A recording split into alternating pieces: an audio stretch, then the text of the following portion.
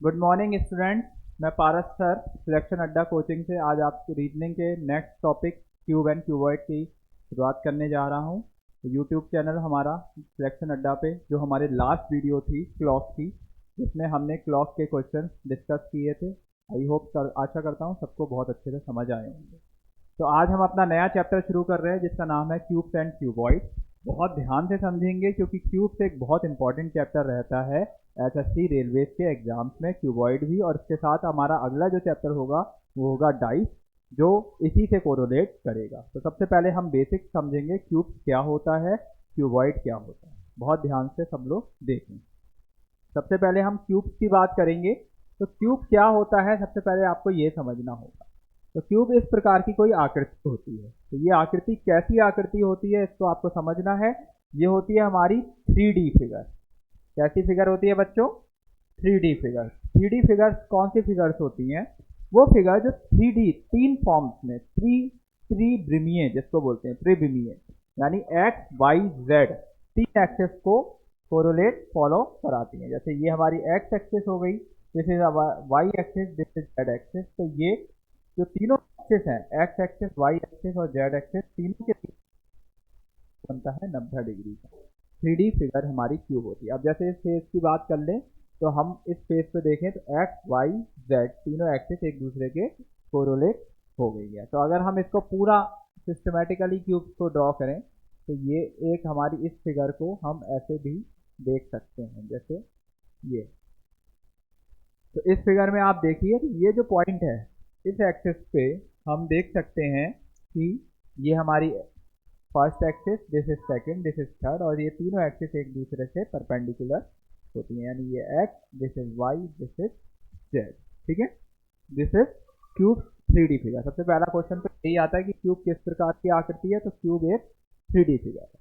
ठीक है, अब हम बात करते हैं कि क्यूब के कॉर्नर और एजेस कितने होते हैं। तो कॉर्नर और एजेस के लिए हम अगर बात करें तो कॉर्नर्स क्या होते हैं? जो बिल्कुल कॉर्नर वाली साइड पे जो इकट्ठे पॉइंट्स होंगे उन्हें बोला जाएगा कॉर्नर्स। तो अगर हम देखें कॉर्नर्स की बात करें इस फिगर में 1 2 3 4 5 6 7 8, तो कॉर्नर की बात करेंगे तो 8 हमारे इसमें कॉर्नर्स हो जाएंगे। क्लियर सी बात है, सबको अच्छे से समझ में आ रहा होगा। अगर हम एजेस की बात करें कि एजेस कितने होंगे, तो एजेस के लिए अगर हम देखें तो दो कॉर्नर को जोड़ने वाली जो साइड होती है उसे हम एजेस बोलते हैं।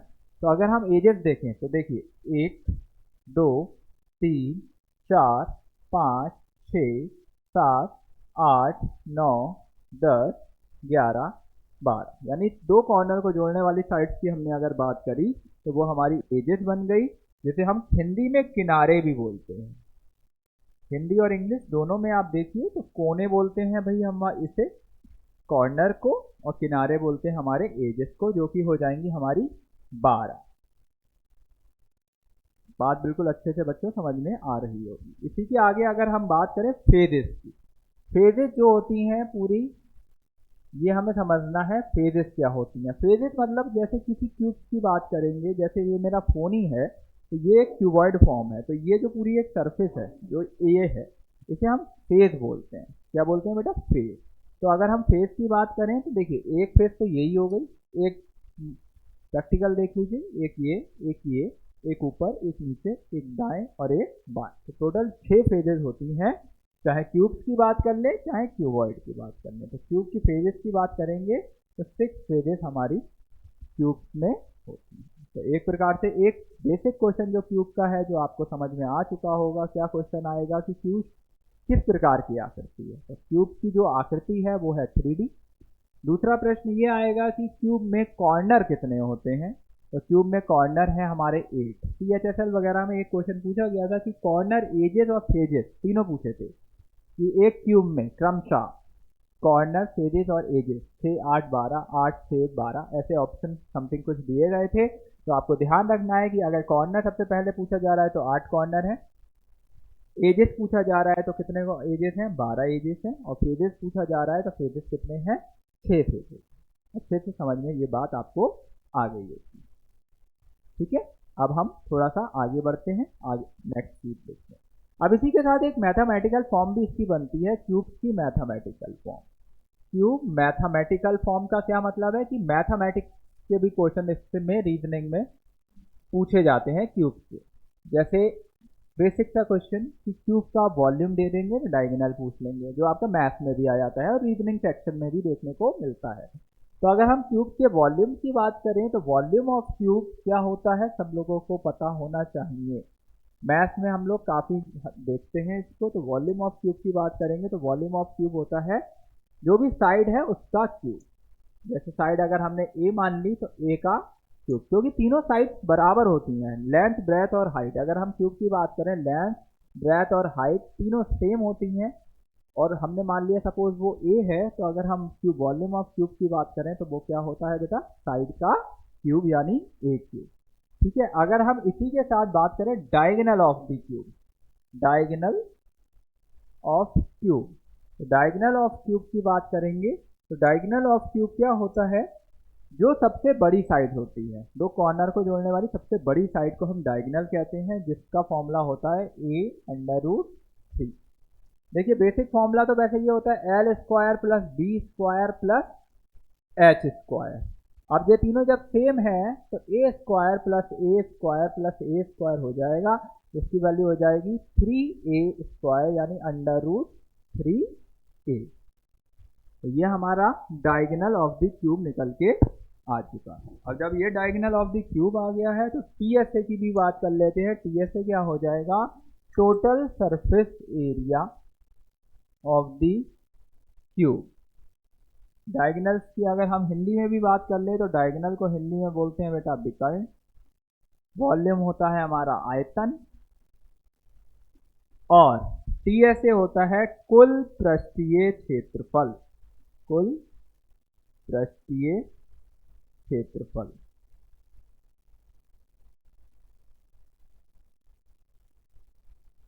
a√3 side cube l = b = h। तो अगर हम टीएसए की बात करें तो 6 फेजेस होती हैं, और जो 6 फेजेस होती हैं सेम होती हैं। तो आपको आराम से क्लियर हो रहा होगा कि 6 फेजेस हैं और सेम है, तो क्या फॉर्मूला बनना चाहिए, फॉर्मूला बनेगा 6a square. This is the final formula of the cube की कुल पृष्ठीय क्षेत्रफल हमारा होता है 6a स्क्वायर। ठीक है। ये बात आप सभी को याद रखनी है बच्चों कि ये तीन फॉर्मूले आपके मैथ्स में भी, मेंसुरेशन में भी यूज आएंगे और रीजनिंग में भी आएंगे। आगे बढ़ते हैं, नेक्स्ट स्लाइड की बात करते हैं। एक क्वेश्चन देख लेते हैं इसी पे कि एक क्वेश्चन है कि एक क्यूब का वॉल्यूम आपको दे रखा है। क्यूब का वॉल्यूम है हमारा 1331 सेंटीमीटर क्यूब। तो हमसे पूछा गया what is the TSA of that cube. बहुत ही आसानी से हम इस प्रश्न को अब हम सॉल्व कर सकते हैं। सबसे पहले तो इन्होंने क्यूब का वॉल्यूम, अब जैसे क्यूब का वॉल्यूम कोई भी एक वेरिएबल दे सकते हैं, साइड दे दें, वॉल्यूम दे दें, डायगोनल दे दें, आपसे रिमेनिंग आपका वेरिएबल आपसे निकलवाने को पूछा जा सकता है, जैसा कि यही क्वेश्चन है। तो क्यूब के वॉल्यूम की बात करते हैं, 1331 सेंटीमीटर क्यूब दे रखा है। टीएसए ऑफ दैट क्यूब आपसे पूछा जा रहा है, तो बहुत ध्यान से आप देखिए। देखिए क्यूब का वॉल्यूम का फॉर्मूला आप सभी को पता है, क्या होता है, साइड का क्यूब। इसकी वैल्यू दे रखी है 1331। ओके। तो अगर हम बात करेंगे ए की तो ये हो जाएगा क्यूब रूट ऑफ 1331, और जब ये 1331 का क्यूब रूट हो जाएगा तो ए की वैल्यू आ जाएगी 11। ये बात आपको अच्छे से समझ में आ गई होगी। तो जब ये 11 वैल्यू आ गई ए की, तो इसका मतलब क्या हो गया, ये कि साइड ऑफ द क्यूब हो गई हमारी 11 सेंटीमीटर। अब जब 11 सेंटीमीटर साइड हो गई 1331, हमें बच्चों कम से कम 15 तक के क्यूब याद होने चाहिए एटलीस्ट, क्योंकि क्वेश्चन आपका जब आएगा एग्जाम में तो आपको निकालने की जरूरत नहीं पड़नी चाहिए। जो कि हम अगर बात करें सिंप्लीफिकेशन की तो 11, 12, 13, 14, 15 अप टू 20 तक तो रखिए, लेकिन नहीं हो पा रहा तो 15 तक के क्यूब से आप याद रखिए, और स्क्वायर तो 30 तक के स्क्वायर याद होने चाहिए। तो अब बहुत आसानी से, इसीलिए हमने चेक करा कि 1331 किसका क्यूब होता है, तो वो 11 का क्यूब होता है। इसका मतलब डायरेक्टली हमने ए की वैल्यू 11 लगा दी। टाइम भी बचाना हमें बहुत ज़रूरी होता है। तो अगर हम बात करें टीएसए की, तो टीएसए क्या होगा, 6a स्क्वायर हो जाएगा। तो 6 इंटू ए का स्क्वायर हो गया 121, क्योंकि 11 है तो 11 का स्क्वायर होता है 121। तो अगर ये 121 हो गया तो अब हम इसकी बात करेंगे कि 121 इंटू 6 कर देंगे तो 121 इंटू 6 हमारा आंसर आ जाएगा। 121 की 6 से मल्टीप्लाई करी तो हमारा आंसर आता है 726 सेंटीमीटर स्क्वायर। देख लीजिए, बहुत आसानी से आपको ये क्वेश्चन समझ में आ गया है। ठीक है, इसी के साथ हम नेक्स्ट क्वेश्चन देखते हैं। एक क्वेश्चन और भी आता है इससे, वो भी देख लेते हैं। मैथमेटिकल फॉर्म का ही क्वेश्चन है, वो भी टाइप 1 जो चल रहा है मैथमेटिकल फॉर्म है। तो क्वेश्चन है 3 cube each of side 3 centimetre is placed just one after another, just one after another. Find the PSA of the figure form. Question एक बार बहुत ध्यान से देखिएगा कि क्वेश्चन क्या कह रहा है। 3 cubes each of side 3 centimetre is placed just one after another. एक के बाद एक 3 सेंटीमीटर ईच सबकी साइड है और तीनों को एक साथ रखा गया है। तो बताना है find the TSA of the figure form. जो भी फिगर बनेगा उसका टोटल सरफेस एरिया आपको फाइंड आउट करना है। बहुत ध्यान से देखिएगा कैसे करेंगे, इसको देखें।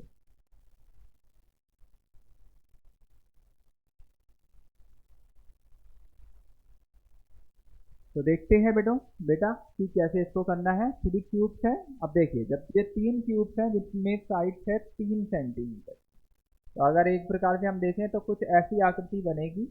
रफली फिगर मैं बना देता हूँ एक, कुछ 3 क्यूब्स को हमने ऐसे रखा होगा तो कुछ ऐसी आकृति बनेगी जिसमें हर की साइड जो हमारा होगा वो 3 सेंटीमीटर होगा। ये भी 3 है तो ये भी 3 और ये भी 3। लेंथ भी 3 है, ब्रेथ भी 3 है, हाइट भी 3 है। तो आप खुद सोचिए, जब तीनों फिगर को आप एक साथ रखेंगे तो ये जो पूरी फिगर बनेगी, एंटायर फिगर, इसे हम क्या बोलेंगे बच्चों? क्यूबॉइड बोलेंगे। क्योंकि अब लेंथ बदल जाएगी इस फिगर की। अगर हम इस फिगर की लेंथ की बात करेंगे तो ये टोटल लेंथ इस फिगर की कितनी हो जाएगी? 9 सेंटीमीटर। बात समझ में आ रही होगी, बिकॉज तीनों हमारी नॉर्मल फिगर, नॉर्मल क्यूब्स हैं। जब आपने एक साथ तीनों को रख दिया तो इसका मतलब क्या हो गया कि ये एक हमारा क्यूबॉइड बन चुका है जिसमें लेंथ हमारी कितनी है? 9 सेंटीमीटर। अब जब लेंथ 9 सेंटीमीटर है तो ब्रेथ कितनी होगी? 3 सेंटीमीटर। ब्रेथ हो जाएगी इसकी 3 सेंटीमीटर, क्योंकि वो हमारी जो चौड़ाई है वो तो चेंज नहीं हो रही है। इसी प्रकार से हमारी हाइट भी चेंज नहीं हो रही है, वो भी हमारी क्या रहेगी? 3 सेंटीमीटर। ये बहुत आसानी से आपको समझ में आ रहा होगा। लेंथ 9 सेंटीमीटर होगी, ब्रेथ 3 सेंटीमीटर होगी और हाइट 3 सेंटीमीटर। तो जब इतना काम हो जाता है तो आपका प्रश्न बहुत इजी हो चुका है, क्योंकि अब ये जो नई फॉर्म फिगर बन चुकी है वो क्यूबॉइड बन चुकी है। और क्यूबॉइड की भी बात कर लेते हैं। जब हम बात आई है तो देखो, क्यूबॉइड में लेंथ और ब्रेथ कोई भी एक डायमेंशन अलग होगी, चाहे लेंथ अलग हो जाए, चाहे ब्रेथ हो जाए, चाहे हाइट हो जाए, कोई दो सेम भी हो सकती हैं, डज नॉट मैटर। तो आपको अगर हम क्यूबॉइड के वॉल्यूम की बात करें तो वॉल्यूम ऑफ क्यूबॉइड क्या होता है? L cross B cross H। ठीक है। डायगोनल ऑफ द क्यूबॉइड क्या होता है? Under root L square plus B square plus H square. ठीक है। और अगर हम इसी के साथ TSA की बात करें, total surface area of cuboid, तो अगर हम total surface area of the cuboid की बात करते हैं तो वो आता है, देखिए क्यूबॉइड होगा तो जैसे मेरा ये फोन ही था, मैंने लास्ट टाइम भी एग्जाम्पल लिया था जब क्यूब मान रहा था मैं इसे। अगर मैं क्यूबॉइड मानता हूँ इसे, ये क्यूबॉइड ही है बिकॉज क्योंकि लेंथ, ब्रेथ और हाइट तीनों अलग अलग है। तो अगर ये सरफेस का एरिया, सरफेस एरिया सेम है तो जस्ट पीछे वाले का भी सेम होगा, ऊपर वाले का सेम है तो नीचे वाले का भी सेम होगा, और लेफ्ट वाले का सेम है तो राइट वाले का भी होगा। यानी क्लियर सी बात है, दो रेक्टेंगुलर सरफेसेस का एरिया सेम होगा। तो फॉर्मूला भी बहुत आसानी से समझ में आ जाएगा। तो अगर दो रेक्टेंगुलर सरफेस का एल बी सेम है तो ट्वाइस एल बी, दो रेक्टेंगुलर सरफेस का बी एच सेम है तो ट्वाइस बी एच, और दो रेक्टेंगुलर सरफेस का एच एल सेम है तो ट्वाइस एच एल। देखिए फॉर्मूला भी इन्वर्ट आपका हो चुका है, जो निकल के आता है twice L B plus B H plus HL। This is your formula for TSA for cuboid. ठीक है, तो अगर हम TSA निकालने की बात करें इसी प्रश्न में, तो LB ये सब 3 हो जाएंगे, L हमारा 9 हो जाएगा, B तो 3 है और H 3 है। तो वैल्यू लगानी है और प्रश्न को सॉल्व करना है। यहीं पे वैल्यू लगा लेते हैं। L की जगह हो गई 9, B की जगह हो गई 3, B हमारा 3 है, H हमारा 3 और H हमारा हम 3 हो गया, L हमारा 9 हो गया। ठीक है, तो अगर हम देखें इसे सॉल्व करें तो वैल्यू आएगी 27 प्लस 9 प्लस 27। तो अगर हम इसको भी सॉल्व करते हैं तो ये वैल्यू होती है 63 इंटू 2 यानी 126 सेंटीमीटर स्क्वायर। तो देखिए कितना आसानी से प्रश्न सॉल्व हो चुका है। फिर से आप एक बार देख सकते हैं। 3 cubes each of side 3 centimetre is placed just one after another. Find the TSA of the figure form. तो हमने सबसे पहले L निकाली जो टोटल हो गई 9 सेंटीमीटर, B हो गया 3 सेंटीमीटर, H हो गया 3 सेंटीमीटर और फॉर्मूला लगा दिया TSA का, twice LB plus BH plus HL, जिसे हमने सॉल्व करके वैल्यू निकाली 126 सेंटीमीटर स्क्वायर। क्लियर हो चुका होगा आई थिंक आपको अच्छे से। आशा करता हूँ बच्चों ये चीज़ आपको अच्छे से क्लियर हुई होगी। अब एक और प्रश्न देख लेते हैं थोड़ा सा आगे बढ़ के कि क्या हमारा एक नेक्स्ट क्वेश्चन हो सकता है। एक क्वेश्चन ये भी इसमें पूछा गया है कि डायगोनल दे देते हैं जिससे आप उसका सरफेस एरिया निकालें। तो वो तो मैं आपको लास्ट टाइम भी बता चुका हूँ, कोई भी वेरिएबल आपको दे दें इससे आप उसको सॉर्ट आउट कर सकते हैं। ठीक है, देख लेते हैं चलिए उस क्वेश्चन को भी कि वो क्वेश्चन क्या था। ये क्वेश्चन पूछा गया था कि एक क्यूब का डायगोनल दिया गया था 6√3, diagonal of the cube. Diagonal of the cube दिया था 6√3 और आपसे द वॉल्यूम पूछा जा रहा था। सिंपल सा CHSL का क्वेश्चन आया था ये। तो ये क्वेश्चन काफ़ी इजी है। ये तभी इजी होगा जब फॉर्मूला आपको पता है। तो आपको पता है डायगोनल ऑफ द क्यूब होता है A√3 जिसकी वैल्यू दी है 6√3। तो A की वैल्यू हो जाती है हमारी 6 और जब A की वैल्यू 6 हो जाती है इसका मतलब क्या हो गया कि हमारी जो साइड है क्यूब की वो 6 सेंटीमीटर की। तो अब वॉल्यूम निकालना तो बहुत ही ईजी हो गया। तो A क्यूब निकालना है जो कि वॉल्यूम होता है A क्यूब यानी 6 का क्यूब। तो आंसर हो जाएगा 216 centimetre cube. This is your final answer. ठीक है, समझ में आया होगा। आगे बढ़ते हैं। तो ये चीज़ तो आपको अच्छे से क्लियर हो चुकी है। अब हम आगे इसको देखते हैं। ये है हमारी इसकी मैथमेटिकल फॉर्म जो बहुत अच्छी तरीके से आपको समझ में आ गई होगी। अब हम आगे देखते हैं कि क्यूब में और किस टाइप के क्वेश्चन रीजनिंग की फॉर्म में आते हैं। मैथमेटिकल फॉर्म तो अच्छे से क्लियर ही है। अब हम रीजनिंग की फॉर्म की भी बात करते हैं। तो क्यूब में अब हम बात करेंगे कटिंग ऑफ क्यूब की। पहले क्यूब कटिंग की बात करेंगे। तो क्यूब कटिंग के लिए सबसे पहले तो हम एक फिगर फॉर्म कर लेते हैं कि क्या है क्यूब कटिंग।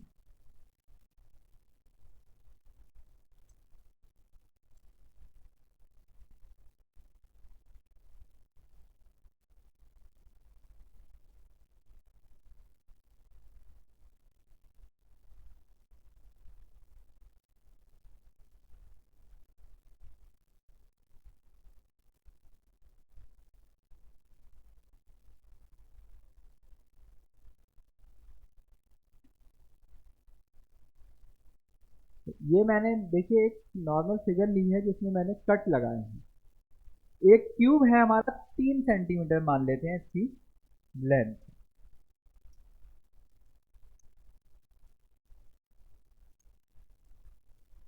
अब मैंने इसमें जो कट लगाए हैं वो लगाए हैं 1 सेंटीमीटर के। 1 सेंटीमीटर के मैं इसमें कुछ कट लगा रहा। ओके, तो ये चीज़ आप ध्यान से देखिएगा कि मैंने इसमें कट लगाए हैं 1 सेंटीमीटर।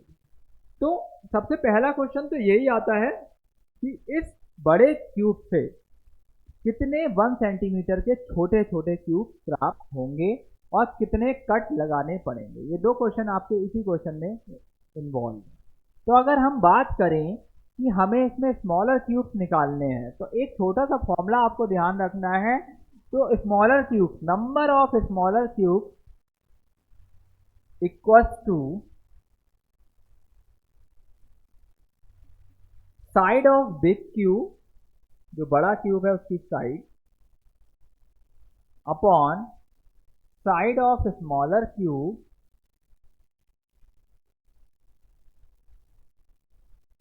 का होल क्यूब। बहुत इजी तरीके से आप इसे अब आप सॉर्ट आउट कर सकते हैं। साइड ऑफ बिग क्यूब कितनी है? 3 centimetre. Side of small cube कितनी है? 1 सेंटीमीटर। इसका आप क्यूब कर दीजिए, इससे आपको हमेशा नंबर मिल जाएंगे, यानी हमारे छोटे क्यूब इसके अंदर कितने होंगे? 27 होंगे। बहुत आसानी से ये चीज़ आपको क्लियर हो गई है। तो फॉर्मूला आप लोग याद रखेंगे, क्या बच्चों फॉर्मूला है? नंबर ऑफ स्मॉलर क्यूब यानी छोटे घनों की संख्या बराबर बड़े घन की भुजा side of big cube upon side of smaller cube का होल क्यूब। तो अगर हम देखिए 3 का क्यूब अपॉन 1, क्योंकि बड़ी बिग क्यूब की साइड है 3 सेंटीमीटर, स्मॉल क्यूब की साइड है 1 सेंटीमीटर, तो 3 अपॉन 1 यानी 3 का क्यूब हो गया 27, यानी इस वाली फिगर में स्मॉलर क्यूब की संख्या अगर हम कट करके निकालेंगे तो वो होगी 27। ठीक है। अब इसी के साथ ये क्वेश्चन भी पूछा जा सकता है कि अगर इतने छोटे स्मॉल क्यूब मिल रहे हैं तो कितने कट लगाने पड़ेंगे। तो कट लगाने के लिए बहुत ही इजी तरीका है आपके पास, उसके लिए भी आप एक सिंपल ट्रिक याद रख सकते हैं। जो टोटल नंबर ऑफ कट को अगर हम टी से नोट कर रहे हैं 3n-1, जो इसका एक छोटी सा फॉर्म होता है, फॉर्मूला है। फॉर्मूले की तरह याद रखना चाहें वैसे रख लीजिए, और नॉर्मल याद रखना चाहें वैसे रख लीजिए। 3n-1 के अकॉर्डिंग आप इसके टोटल नंबर ऑफ कट निकाल सकते हैं, जिसमें n क्या होता है? n is the ratio. आप खुद भी देख सकते हैं कि ये है हमारा एक नंबर, तो कोई n ऐसी चीज़ तो होगी नहीं जिसकी कोई यूनिट होती है। तो n है हमारा रेशियो, और जो रेशियो है वो यही है। This is called n। This is the ratio of side of big cube upon side of small cube. तो यानी अगर हम साइड ऑफ बिग क्यूब की बात करते हैं तो रेशियो 3/1 यानी -1। n is the ratio of bigger side of cube upon smaller. तो 3/1 हो गया। तो अगर हम देखें तो ये हो गया हमारा 3 - 1 यानी 2, 3 × 2 6, यानी आपको आराम से पता चल रहा है कि अगर हम इसमें 6 कट लगाएंगे, एक कट मतलब पूरा, तो अगर हम 6 कट लगाएंगे तो हमें इसमें 27 स्मॉल क्यूब मिल जाएंगे। तो आपको ये समझ में आ गया होगा ये नंबर ऑफ कट हमारे कितने लगेंगे, इसमें 6 लगेंगे तो हमें 27 मिलेंगे। ऐसे ही कोई भी क्वेश्चन आ सकता है, बस ये क्वेश्चन ऐसा भी हो सकता है कि अगर बड़ी आकृति 6 सेंटीमीटर की है तो छोटी जो होगी, मतलब जो कट लगा रहे होंगे वो बराबर डायमेंशन पर लगेंगे। जैसे एक का लगाएंगे तो एक में लगेंगे, ये नहीं है कि एक कट 1 सेंटीमीटर का लग रहा है और दूसरा 1.5 का लग रहा है। ठीक है, बराबर ही लगते हैं। सिमेट्री पे ही क्यूब का कटिंग की जाती है और उससे छोटे क्यूब निकाले जाते हैं। तो ये चीज़ आपको बच्चों बहुत अच्छे से समझ में आई होगी, जो मैंने आपको बताया। एक बार मैं फिर से रिवाइज कर देता हूँ कि स्मॉल क्यूब की संख्या होती है side of big cube upon side of smaller cube का होल क्यूब, और टोटल नंबर ऑफ कट होते हैं 3n-1, जिसमें n होता है ratio side of big cube upon side of smaller cube. ठीक है। तो आज की जो हमने क्लास में देखा, 2 टाइप्स देखे। सबसे पहले तो मैथमेटिकल फॉर्म देखी क्यूब की, जिसमें आपको बताया गया किस प्रकार से क्यूब का डायगोनल, टीएसए वगैरह निकाला जाता है। मिक्स अगर क्वेश्चन दिया जाता है तो कैसे किया जाता है। और जो दूसरी फॉर्म है क्यूब कटिंग की, जो रीजनिंग फॉर्म भी आती है। रीजनिंग फॉर्म का कहने का मतलब है क्वेश्चन इस टाइप के रीजनिंग में भी देखने को मिल जाते हैं और मैथमेटिकल फॉर्म भी देखने को मिल जाती है क्यूब की। तो टोटल नंबर ऑफ कट्स भी देख लिया और स्मॉलर क्यूब की संख्या भी देख ली। आशा करता हूँ दोनों ही चीज़ें आपको अच्छे से समझ में आई होंगी, और क्यूब्स का नॉर्मल जो मैथमेटिकल फॉर्म है और कटिंग वाली फॉर्म भी आप लोग आसानी से अब सॉल्व कर पाएंगे। तो अब क्यूब की नेक्स्ट वीडियो में हम आपको बताएंगे क्यूब की कलरिंग कैसे की जाती है, क्यूब पे किस प्रकार से कलरिंग के क्वेश्चन भी पूछे जाते हैं पुलिस के एग्जाम में, एसएससी के एग्जाम में। तब तक के लिए हमारे यूट्यूब चैनल को पे बने रहिए, बेल आइकन दबा दीजिए, जिससे मेरी नेक्स्ट वीडियो भी आपको मिल जाएगी और सारे प्रश्न आप आराम से सॉल्व भी कर पाएंगे अपने टॉपिक से रिलेटेड। तब तक के लिए हमारे साथ जुड़े रहिए। आज की वीडियो को देखने के लिए धन्यवाद।